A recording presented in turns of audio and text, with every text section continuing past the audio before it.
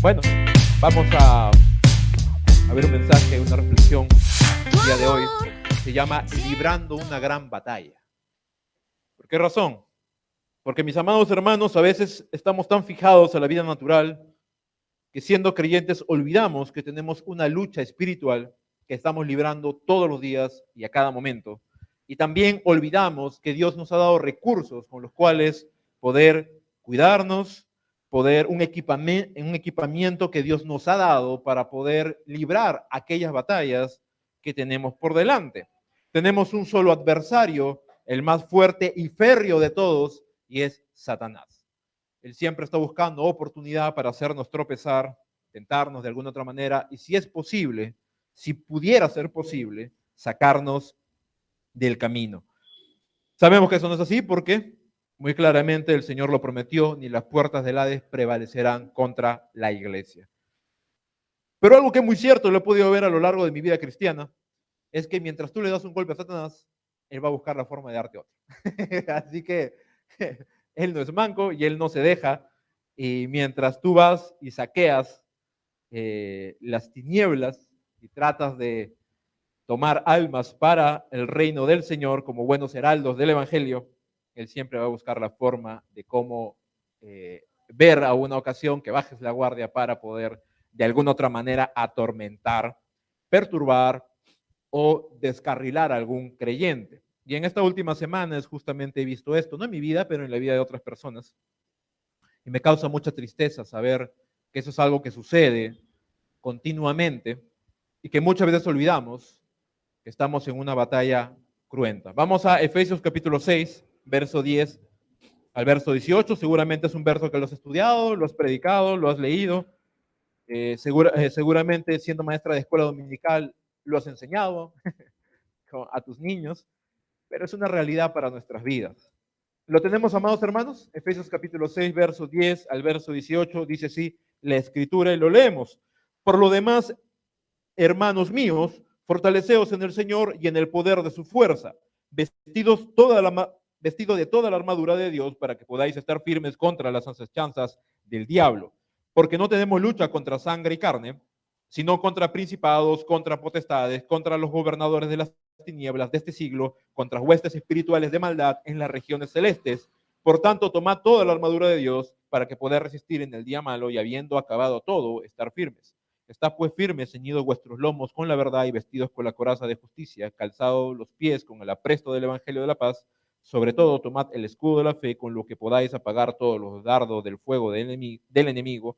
Tomad el yelmo de la salvación y la espada del Espíritu, que es la palabra de Dios, orando en todo tiempo, con toda oración y súplica en el Espíritu, y velando en ello con toda perseverancia y súplica por todos los santos. Vamos a orar. Amado Señor, gracias te damos. Te rogamos el día de hoy, Señor, por la misericordia que hay en ti.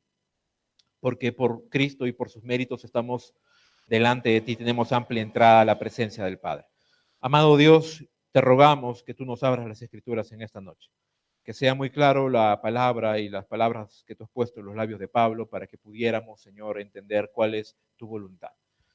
Tener la fuerza dotada por el Espíritu en nuestras vidas para poder cumplir todo mandamiento, amado Dios, y la claridad y la iluminación necesaria para la comprensión del texto.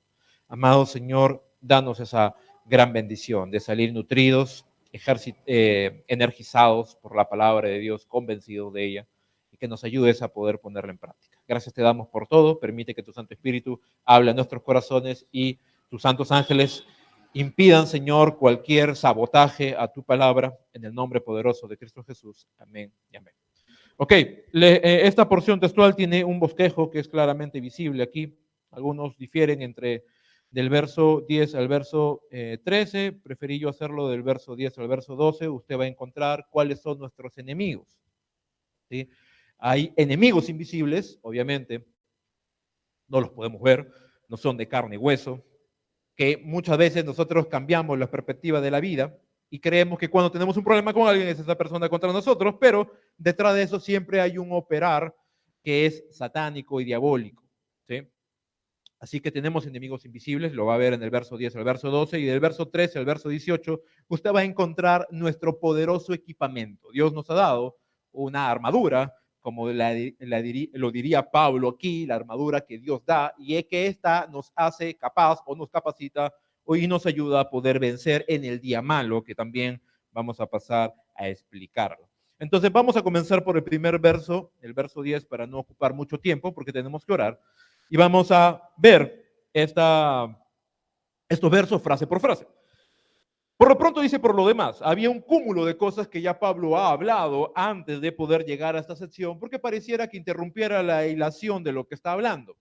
¿Sí? Recordemos que el libro de Efesios es tanto teología como práctica. Los 3 primeros capítulos habla de una teología bastante densa que Pablo lo va a hablar y que es costumbre en algunos libros apostólicos que él tiene, algunos libros paulinos. Y del capítulo 3 en adelante va a hablar de la vida práctica, cómo aplicar y aterrizar la teología que él ya ha venido enseñando. Entonces, esto es la continuación. Dice, por lo demás, abundando un poco más en las palabras de las ordenanzas que ya él ha dado anticipadamente, dice, hermanos míos, fortaleceos en el Señor y en el poder de su fuerza. Y hay aquí un juego de palabras en el griego que es interesante poder observar y que pudiéramos considerarlas de la siguiente manera. Primero, nos va a demostrar el apóstol Pablo que el creyente no es letal por sí mismo, ¿ya? No es mortal por sí mismo. La única letalidad que posee el creyente es cuando está asociado con Dios y cuando está en comunión con Él. Lo va a dejar muy claramente. En sí mismos, en nosotros mismos, no somos fuertes, somos débiles. Recuerda que nos prefigura la escritura como ovejas, seres débiles en sí mismos, pero cuando estamos revestidos del poder de Dios, somos completamente letales para el reino de las tinieblas, no para la raza humana, no para otros, para el prójimo, sino para el reino de las tinieblas. La escritura va a decir muy claramente que somos débiles. 1 Corintios capítulo 1, verso 27, va a decir Pablo que de lo vil y menospreciado y de lo débil del mundo sacó Dios para avergonzar a lo que es fuerte. Entonces nuestro poder reside básicamente en el poder de Dios en nosotros, no en nosotros mismos. Entonces, dejando eso muy claro, como una base para poder entender esta frase que continúa acá.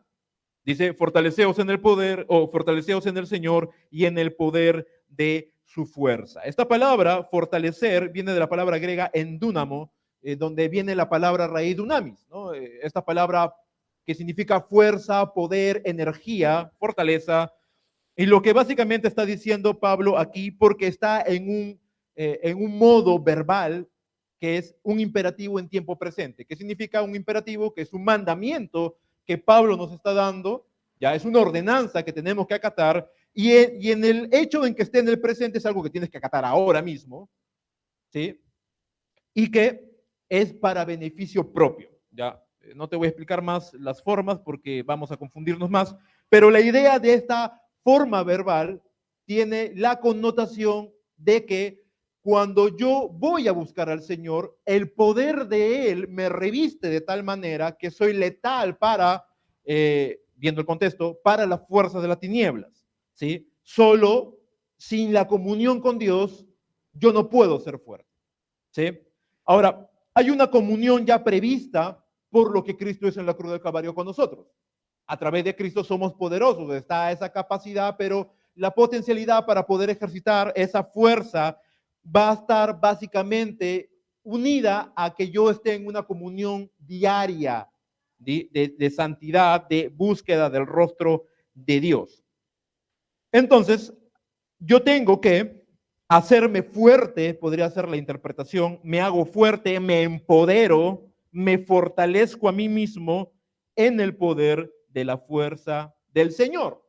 ¿Ya?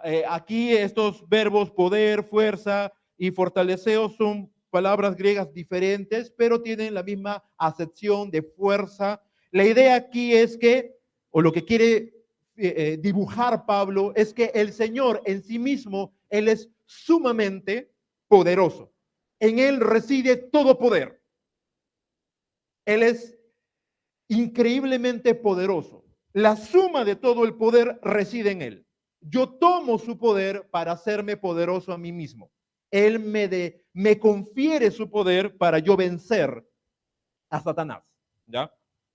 O a sus emisarios. Entonces, yo me energizo en la potencia de su fortaleza, no en la mía, para poder vencer en el día malo. Es un mandamiento. Entonces, nos va a explicar Pablo más adelante cómo es que yo me hago fuerte, cómo es que yo me revisto de esa fortaleza. Lo vamos a ver después. Pero el mandamiento es muy claro. Yo no puedo vivir de una manera independiente de la comunión de mi Señor. Por eso es importante la práctica y el ejercicio de las disciplinas espirituales en mi propia vida. Si yo prescindo de las disciplinas espirituales en mi propia vida, en mí mismo carezco de poder y eso no me hace útil ni me hace letal para los propósitos de saquear o de devastar o de hacer disturbios en el reino de las tinieblas, sino que básicamente puedo ser obsoleto en una batalla frente a frente con el enemigo. Estamos en un ring continuamente 24/7 y del otro lado de la lona está Satanás con los guantes bien enganchados y él no viene a jugar contigo. No viene a darte manotazos, así como mi hijita cuando me quiere pegar me hace así. No te viene a manotear, él viene a darte duro. Y si no estás fortalecido en el Señor, difícilmente le vas a aguantar o le puedo aguantar un round. Versículo 11 dice, vestidos, y nos va a hincar mucho en esta primera sección, Pablo hablándonos, vístete, haz esto, haz el otro, y tú vas a decir, ya, pero ¿cuál es la armadura? ¿No? Vestidos de toda la armadura de Dios para que podáis estar firmes contra las acechanzas del diablo. Nuevamente hay otro imperativo en tiempo presente aquí en un modo verbal que nos hace entender que esto es un beneficio que recae sobre mí cuando yo tomo esa decisión. ¿Cuál es el mandamiento? ¿Cuál es la decisión que debo de tomar? Vestirme.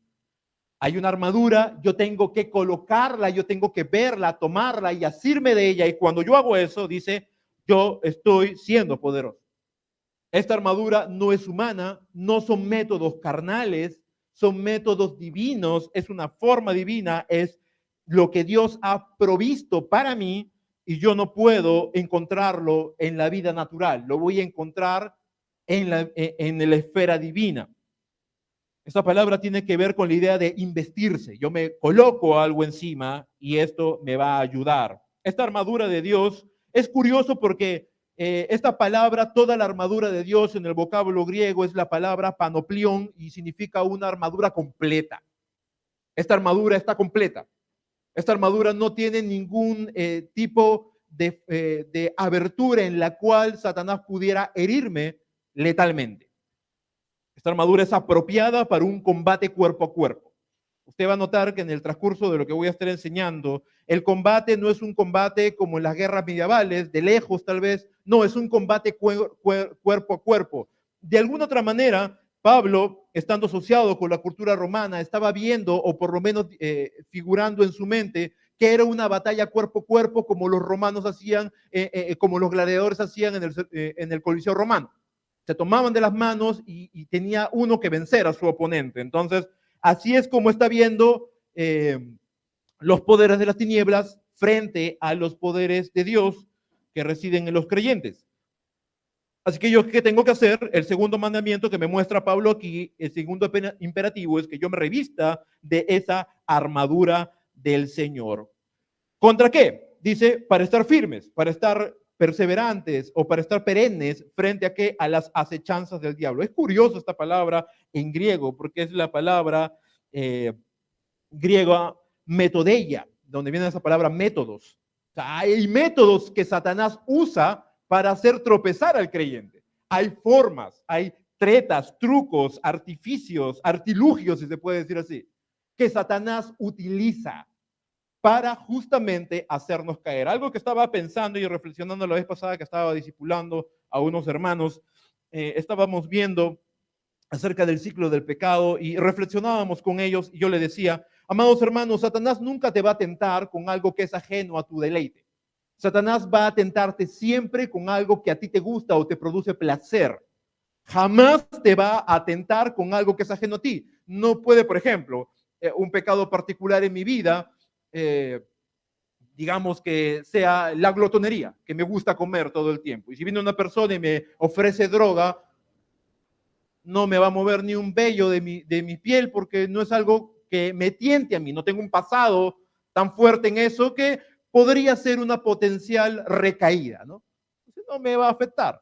Satanás no va a tirar balas sin propósito. Él siempre va a buscar, como diría mi madre, él no da puntadas sin hilo. Entonces, algo que va a hacer es tentarme justamente con eso, con lo que a mí me causa debilidad, con lo que sabe que a mis ojos eso es agradable y placentero. Por eso, como le diría el puritano ya difunto John Owen, la mortificación del pecado pasa por reconocer nuestro pecado particular para poder atacarlo a ese enemigo. Es tu enemigo particular.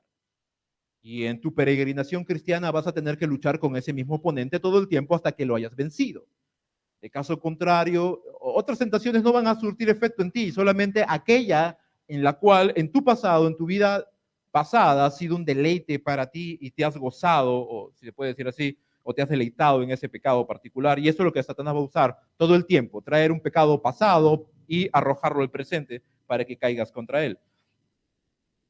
Entonces, esas son las acechanzas del diablo. Es por eso necesario e imprescindible la armadura de Dios. Verso 12. Porque no tenemos lucha contra sangre y carne, sino contra principados, potestades, contra gobernadores de las tinieblas de este siglo, contra huestes espirituales de maldad en las regiones celestes. La Biblia de las Américas dice lo siguiente, porque hay una parte importante que revisar aquí, y es porque nuestra lucha no es contra carne y sangre, o sangre y carne, sino contra principados, contra potestades, contra los poderes de este mundo de tinieblas, dice, y es la interpretación más cercana al texto, contra las huestes espirituales de maldad en las regiones celestes. Aquí, aunque no es importante tratar de pensar un poco en demonología, pero algo que está mencionando Pablo aquí es que hay una jerarquía, hay una estructura, hay un orden aún en los reinos de las tinieblas y hay poderes que ejercitan su poder y hay dominios que ejercitan y contraatacan contra la iglesia todo el tiempo, 24/7, como les dije al inicio de la reflexión.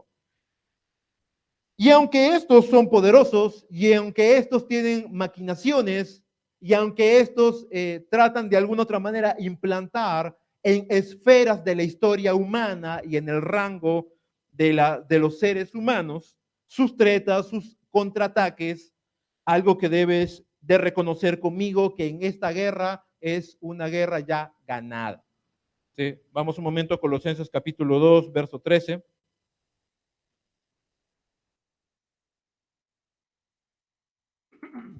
Al verso 15.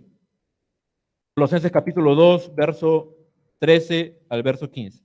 Dice así, y a vosotros estando muertos en pecados y en la incircuncisión de vuestra carne, os dio vida juntamente con él, perdonándoos todos los pecados, anulando el acta de los decretos que había contra nosotros, que nos era contraria, quitándola de en medio y clavándola en la cruz, y despojando los principados y a las potestades, los exhibió públicamente, triunfando sobre ellos en la cruz. Entonces, algo que es necesario reconocer que aunque hay una batalla cruenta por nuestra santidad frente a los, si poder decir así, la turba de demonios frente a la iglesia, algo que debemos de reconocer es que esa batalla ya está ganada. El Señor Jesucristo en la cruz del Calvario ya los expuso, ya los ha vencido, pero ellos continúan de manera continua, valga la redundancia, de querer atacar al creyente. Entonces, ¿cuál es el mandamiento? ¿Cuál es el énfasis de Pablo en esta primera sección? Es, mi amado hermano, tú no puedes solo. La vida del cristiano se circunscribe a una vida de dependencia continua de la presencia de Dios. Es menester de nosotros orar todo el tiempo, orar congregacionalmente, leer la escritura periódicamente, diariamente, mejor dicho, y ejercer para nuestro propio beneficio las disciplinas espirituales que tenemos como medios de gracia para poder resistir en el día malo. También es reconocer que Dios ha dado una provisión y es esta armadura que Dios ha dotado al creyente para que ella fuese esta armadura protectora frente a los embates de Satanás. Reconocer también y no subestimar que en este mundo natural, aunque tenemos siempre la predisposición a pensar que la soberanía de Dios y que Dios está al cuidado de nosotros siempre, no debemos de quitarle mérito que Satanás siempre está buscando las formas y las maneras y los métodos de poder echar abajo a alguno de los pequeños, ¿no? Algún creyente. Porque recuerda lo que dice Pedro. Él anda como león rugiente buscando a quien devorar. Él busca, él observa, él mira. Y si estás débil y si estás dejando alguna puerta abierta, ten por seguro que él va a venir contra ti. Entonces es necesario estar siempre afirmados en la fe. Por eso Pablo decía a los tesalonicenses, orad sin cesar.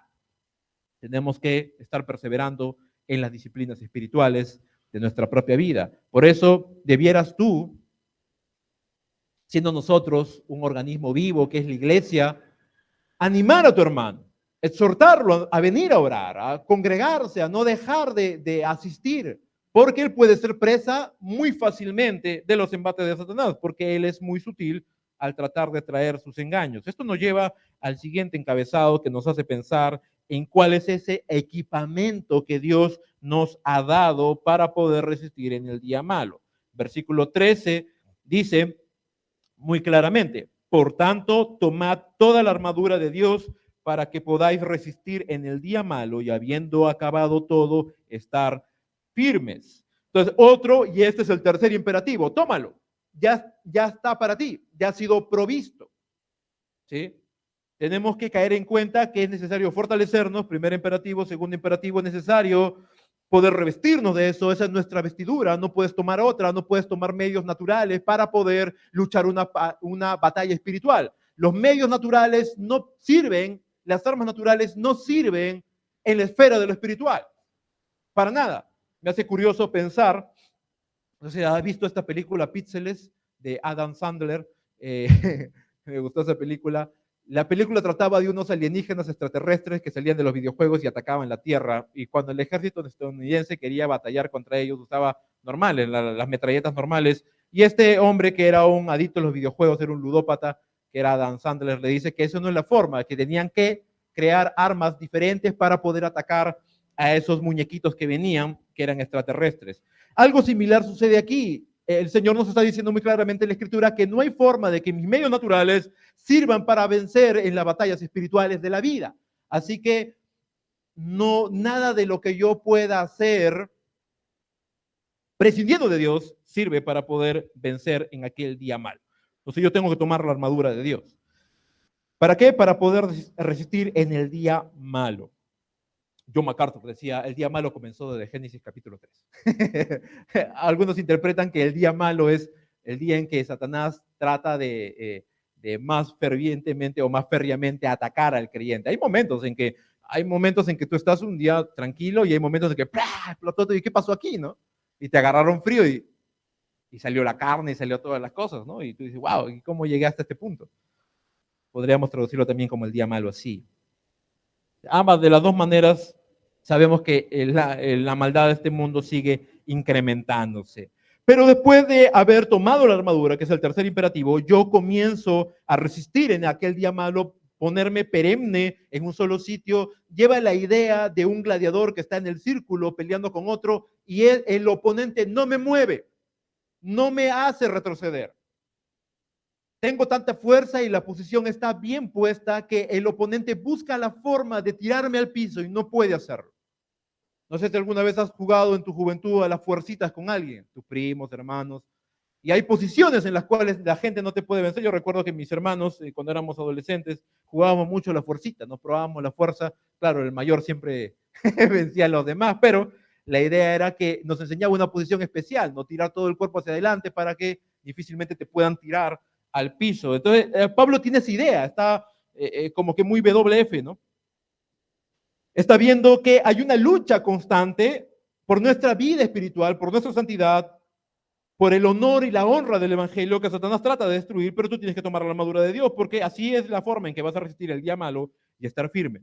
Versículo 14, estad pues firmes, ceñidos vuestros lomos, y aquí va a hablar de cuál es ese equipamiento. Algunos dicen son 6 instrumentos o equipamientos que vemos aquí en la Escritura.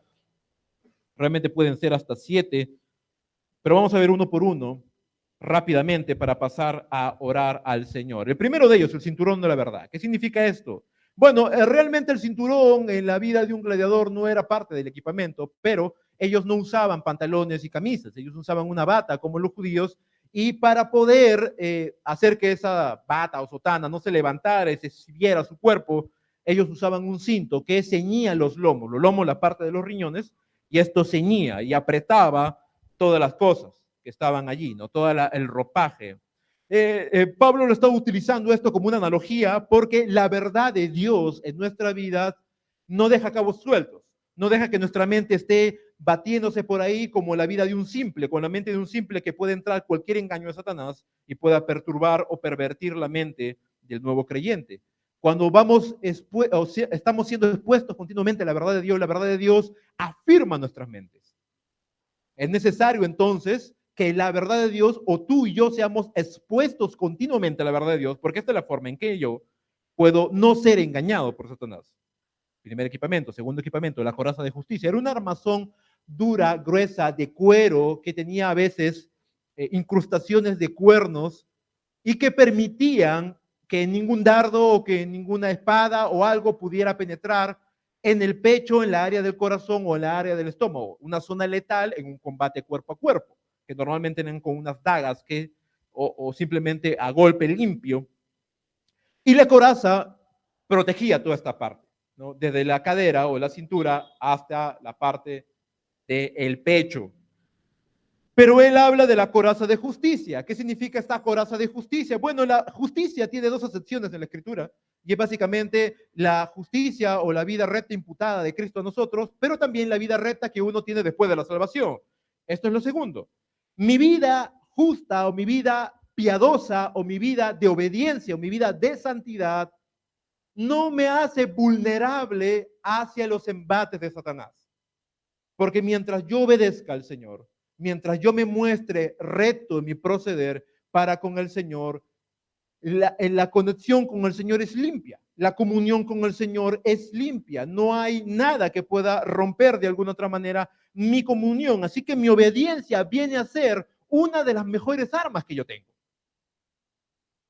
Es menester, vuelvo a repetir, de nosotros los creyentes, tener una limpia conciencia, caminar de una manera en que nosotros mismos no seamos irreprensibles para con los de afuera, ni nuestra conciencia nos pueda reprochar de alguna falta.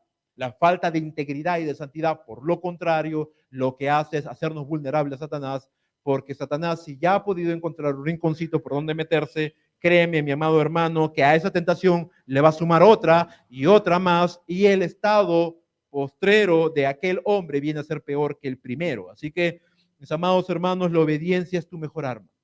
La verdad de Dios y la obediencia vienen a ser tus mejores armas. El calzado del Evangelio de la Paz. Bueno, es curioso, y investigando un poco, los soldados romanos cuando estaban en la arena peleando uno a otro, tenían unas botas y en estas botas tenían unos clavos en la suela. ¿Para qué servían?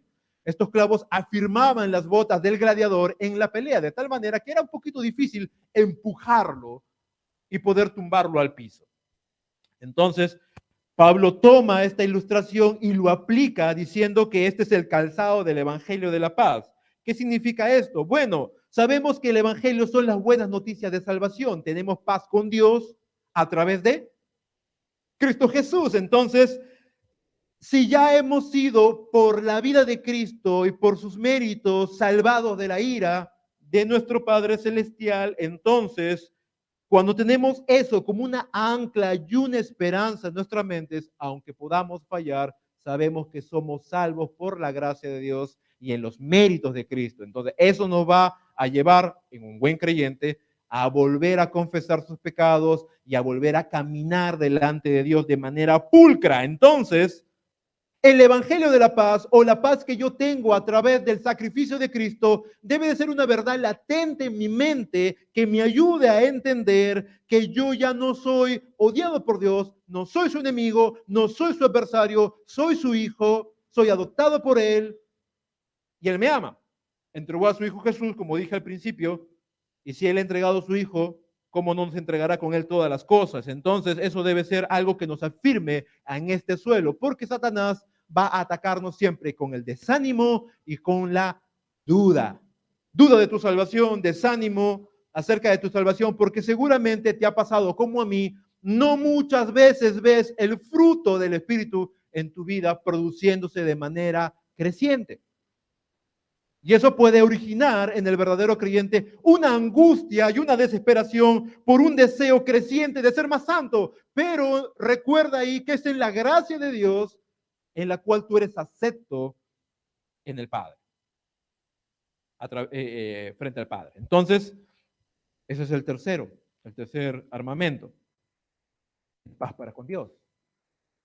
Y que no importa las veces que puedas caer, no estoy dando licencia de que caigamos, pero puedes levantarte otra vez, pedir perdón al Señor y comenzar nuevamente. Punto número 4, el escudo de la fe. Bueno, este escudo tenía 80 centímetros de ancho por 1,40 m de alto y la idea de esto era proteger todo el área del gladiador. Normalmente lo utilizaban contra jabalinas, contra lanzas, contra flecheros y bueno, se arrodillaban ellos con una sola rodilla y protegían, no sé si alguna vez vio 300, ponían los escudos y protegían a esta persona de completo, porque ningún gladiador mide 1,40 m, sino que estaban en cuclillas y podían protegerte con eso. La idea es que Pablo está viendo la fe, la confianza plena en la persona de Dios, en el trato de Dios y en las obras de Dios como un escudo contra lo que Satanás pueda decir. Recuerda que él es padre de mentira y él siempre va a hablar a nuestros corazones que nosotros no podemos, que Dios no está obrando en nuestras vidas, que Dios está separado de nosotros, que Dios está ausente de nosotros, que lo que ha prometido en su escritura se cumple en otros y en nosotros no. Entonces, de alguna otra manera, Satanás va a tratar con sus métodos de engañarnos y tratar de quitar nuestra débil confianza en el Señor de sus promesas. Entonces, algo que debemos de hacer es, ¿cómo afianzas tu fe en el Señor? A través de aferrarte a las promesas de Él en la Escritura. Pues ese es el cuarto equipamiento que Dios nos ha dado, la fe. Eso evita que los dardos de fuego, que son las tentaciones de Satanás, pudieran apagar nuestro buen proceder. El yelmo de la salvación o el casco de la salvación. En el campo de batalla y en el enfrentamiento cuerpo a cuerpo, la cabeza era la zona más vital. Si podían herirte en las sienes, o podían herirte en la garganta, o podían herirte en la frente, o en el ojo, podían dañarte y matarte. Era una herida de muerte. Sin embargo, algo que va a hablar Pablo aquí es que tenemos un casco y ¿cuál es este casco? Es el casco de la salvación. Satanás puede nuevamente y hace otra vez nuevamente otra vez este énfasis que la salvación es importante y siempre pensar todo el tiempo en que hemos sido salvados en el Señor. Alguien por ahí decía, predícate el evangelio todo el tiempo. Y el evangelio es importante, es central para nuestras vidas, porque recordamos que el Señor nos ha salvado por su gracia y en eso, si estamos continuamente pensando y reflexionando en sus verdades, eso nos impulsa a hacer la obra de Dios, nos impulsa a servirle a Dios y nos impulsa y genera en nosotros un corazón de gratitud. El yelmo de la salvación o el casco de la salvación o recordar la seguridad de la salvación eterna en nosotros es importante para que Satanás tampoco pudiera poder tirarnos abajo. Recuerda lo que Pablo ya enseñó. Estamos escondidos en Cristo. Así que, y también Jesús lo dijo, estamos en la mano del Padre, mi Padre es mayor que todos, y nadie nos puede arrebatar de la mano de él. Padre, mi amado hermano, entonces no hay forma de que tú puedas escapar de esa salvación que Dios ha provisto por su sola gracia. Y eso nos ayuda a poder estar firmes. La espada del Espíritu. De 15 a 40 centímetros era aquella espada, pero es la única arma ofensiva defensiva que tiene el creyente. Así como el gladiador romano, lo único que tenía esta especie de mini espada era para protegerse y poder atacar. También la palabra de Dios para nosotros viene a ser la única arma defensiva contra la mentira de Satanás y ofensiva para destruir los embates del diablo. Cuando predicamos la Escritura, mi amado hermano, estamos desatando la verdad de Dios y esta verdad de Dios derrumba argumentos preconcebidos en la mente del hombre. Entonces la palabra de Dios viene a ser una arma que daña la mentira de Satanás. por lo contrario, también nos defiende de las mentiras de él. Recuerda Mateo capítulo 4. Cuando Satanás estaba torciendo y pervirtiendo la escritura para el Hijo de Dios, el Señor repitió en ese capítulo hasta 3 veces, escrito está, interpretando bien la escritura, trayéndole la correcta interpretación y aplicándola a la situación en la cual él estaba siendo tentado. Entonces, siempre la palabra de Dios, mi amado hermano, va a ayudarnos a derrumbar los argumentos de Satanás y a poder defendernos de sus mentiras. Y el último, la oración. Aunque no menciona a Pablo que fuera una arma, en sí misma es una arma muy poderosa. Y cuando usted está viniendo a orar, lo que usted se está equipando. Usted se está equipando. Usted está aquí equipándose. Usted va a salir, y espero que sea así, va a salir equipado cuando usted comience a levantar sus oraciones al Señor. Leemos ese verso y terminamos. Dice, orando en todo tiempo, con toda oración y súplica en el Espíritu, y velando en ello con toda perseverancia y súplica por todos los santos. Aquí hay 3 cosas que debemos de ver muy importantes. En todo tiempo, habla de la frecuencia. Significa que tú y yo debemos de ser constantes en la oración, orar sin cesar, constantemente, todo el tiempo, en todo momento, en todo lugar. Es importante que estemos orando continuamente. Segundo, con toda perseverancia, significa que la actitud de nuestro corazón debe ser una actitud de persistencia, mi amado hermano. Persistir. Cuando viene el día malo, tienes que orar más. Cuando los días están sosegados, como agua de pozo y tranquilos, tú tienes que seguir orando. No bajar la guardia porque la oración es importante. Yo he visto cosas cumplidas en mi vida en oraciones que he hecho una semana atrás, unos meses atrás, y las veo después. Y no es una pérdida de tiempo, es una inversión necesaria. El Señor va a traer a cumplimiento esas oraciones siempre y cuando yo entienda que deba de orar porque es mi dependencia al Señor. Y tercer punto, dice por todos los santos. El objetivo tiene que ir más allá de mis necesidades personales. Por eso la oración congregacional es de suma importancia. La oración corporativa ayuda a que nosotros estemos no solamente velando por mi necesidad personal, sino por las necesidades de mi prójimo, de mi hermano en la fe, mi amado hermano. Hay hermanos en la fe que no están entendiendo lo que tú estás entendiendo, la palabra, y ellos están cayendo, ellos están tropezando, y ellos están de alguna otra manera debilitándose a sí mismos porque están de alguna otra manera permitiendo o dándose licencia con el pecado. Entonces tú tienes que orar por ellos. ¿Me entiendes? Entonces, Pablo decía muy claramente, la súplica por todos los santos, porque ellos necesitan ser bañados en tus oraciones. Pablo decía también en el versículo 19, y por mí también no se olviden de mí, para que Dios me dé amplia entrada para seguir predicando el evangelio. Entonces, ¿qué entendemos de aquí? ¿Qué entendemos de lo que está enseñando la Escritura? Primero entendemos lo siguiente, no es en tus fuerzas, es en las fuerzas de Dios, eso es lo que tenemos que entender. Somos energizados cuando vamos y tenemos una limpia comunión, tenemos una armadura que ha sido provista por Dios, que necesitas tomarla, y esto tiene que ver con la fe, esto tiene que ver con la salvación, esto tiene que ver con el evangelio, esto tiene que ver con tu seguridad de salvación, esto tiene que ver con un exponerse continuamente a la Escritura, esto tiene que ver con ser una palabra, un hombre o una mujer versada en la palabra de Dios, que sepas utilizarla, trazarla bien y que estés orando continuamente. Amén. Entonces, mis amados hermanos, ahora vamos a enchufarnos, ¿te parece? Vamos a energizarnos, vamos a fortalecernos, vamos a equiparnos, así que busca el mejor lugar de tal manera que estés cómodo, pero sin que te duermas, y vamos a inclinar nuestro rostro y a orar. Mi amado Señor, gracias.